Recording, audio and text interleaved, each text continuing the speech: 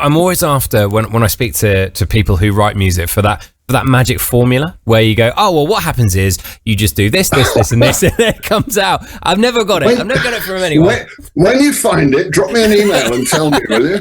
Get Radio Breakfast with Rich Smith. I always find it amazing where people have where people are busy. They have their day jobs, which I call, and then they also have time to produce amazing music. Tell us a little bit about the band. Well, I've been playing since I was sort of 11 years old, which was more than a few years ago now. But it's always been a great passion of mine. Blues and a broader base of music, so covering rock, soul, and a fairly broad range of British and American music.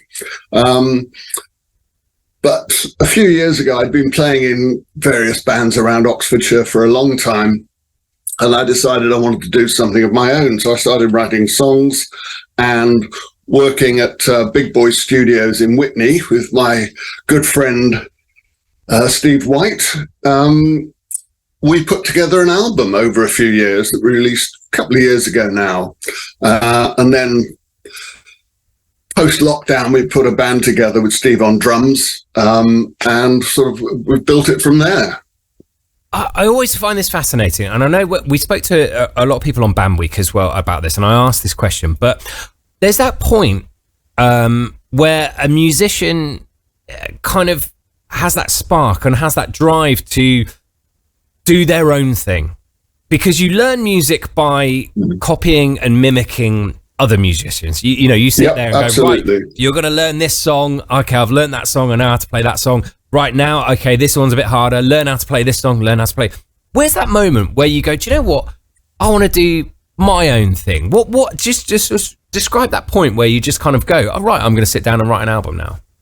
Right. Well, yeah, it sort of just happens somehow, because you start playing, you're playing a lot of things and you think, what was that from? I don't think it's from anything. And you realize it's something of yours and you think, right, I can develop this. And I always like storytelling. So my songs try and tell a story as much as anything else within a sort of blues and slightly broader format. And I think if you ask most people who write songs where they come from, you don't really know, because yes, you'll occasionally get stuck on rhyming one word with another or finding the right word to express an emotion. But often they tend to just develop their own life, and they may start off as one thing, but you suddenly realize you've moved slightly and it's a different story, a different theme. I'm always after when I speak to people who write music for that magic formula where you go, oh well, what happens is you just do this, and this, and it comes out. I've never got it. I've never got it from anyone. When you find it, drop me an email and tell me, will you? I'll share it with everyone. Please do. Yeah, please do. Well, tell us about the song we're about to play now. It depends on a lot of things. It sounds like it does. It does, yeah. Well, I used to sort of think, what's going to happen in life? Well, if this happens, that happens. It just depends on so many things. And that's where the idea came from. And also it triggers looking at the point where I decided I really need to focus on my own music now. And that song was really what it was about. And so we started recording it. I played everything else on it, but sort of bass, guitar, drums, keyboards. I didn't play drums. Sorry, what am I talking about? That was Steve. I could never do that. And I can do sort of 3-finger keyboard with one hand. So that was enough just to get the idea across. And that's how that one developed. And interestingly, it ends with a ticking clock to represent time. And Steve and I spent ages to try and find the right clock. And in the end, I just played it on guitar, so it's actually a guitar, not a clock.